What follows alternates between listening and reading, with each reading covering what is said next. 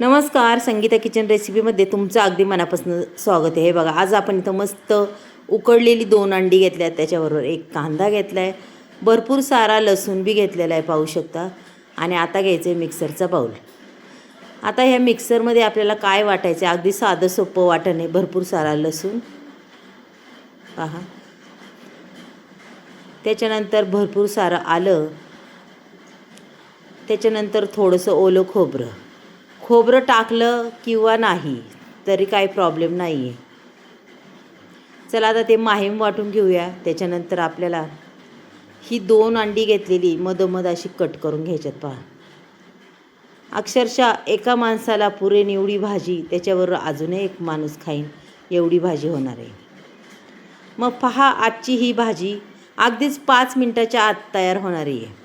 इथं मी तवा न ठेवता पॅन ठेवलेला आहे मैत्रिणी, पाहू शकता.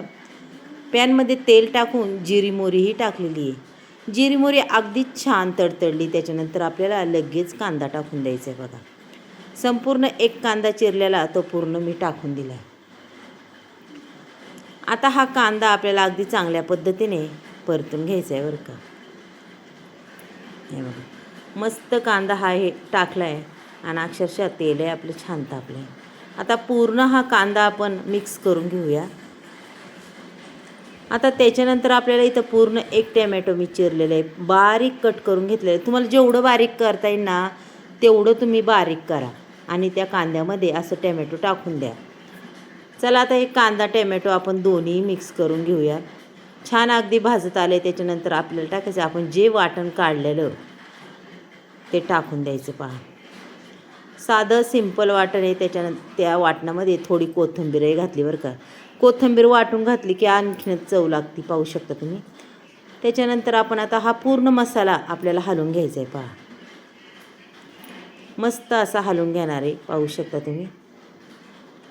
पहा की त्याचाही कच्चापणा पूर्ण दूर झाला पाहिजे. थोडंसं पाणी ओतलं आहे कारण की आपला मसाला अगदी चांगल्या पद्धतीने परतला पाहिजे. लसूण आणि आल्याचा कच्चापणा हा दूर झाला पाहिजे पहा. अशा पद्धतीने मी हे संपूर्ण असं मिक्स करून घेणार. अक्षरशः सारखं 5-5 1-1 मिनटाला सारखं हलवीतच राहायचं, बंद करायचं नाही. हे बघा, मस्त असं परतलं आहे. त्याच्यानंतर आपले स्वादिष्ट मसाले असे हे टाकून द्यायचे आहेत, पाहू शकता. धना पावडर, बेडगी मिरची पावडर पाहू शकता. थोडीशी हळद, जास्तही नाही टाकायची. तिखट तुम्हाला किती लागतं त्याच्यानुसार तुम्ही तिखट मसाला टाकू शकता. आता इथं ही भाजी मी एकच माणसाला करणार आहे, जास्त नाही आहे, त्याच्यामुळं थोडाच मसाला टाकणार आहे, जास्तही नाही टाकायचा आपल्याला. मग एक माणसाला एवढी भाजी तर अक्षरशः भरपूर सारी पुरेशी. चवीपुरतं थोडंसं मीठही टाकलं, जास्त जर टाकलं तर काढता यायचं नाही पहा. आता पूर्ण हा मसाला आपण परतून घेऊया.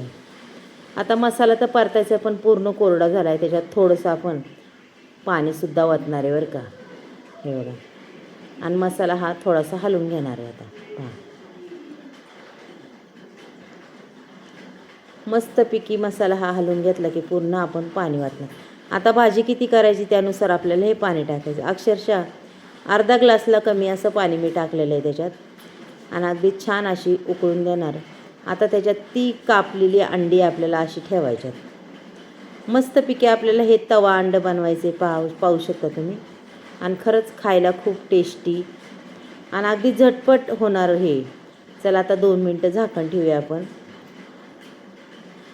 2 मिनटांनी आपल्याला पुन्हा चेक करायचं आहे की आपली भाजी पूर्ण ही रेडी झाली आहे, पाहू शकता. अगदी खाण्याजोगी झालेली आहे. अजिबात मैत्रिणींनो टाईम लागत नाही, काय नाही. असेच घाईच्या कामात अशा पद्धतीने हे तवा अंड म्हणतात ना, असं नक्कीच करून पहा आणि खरंच खायला खूप छान लागतं.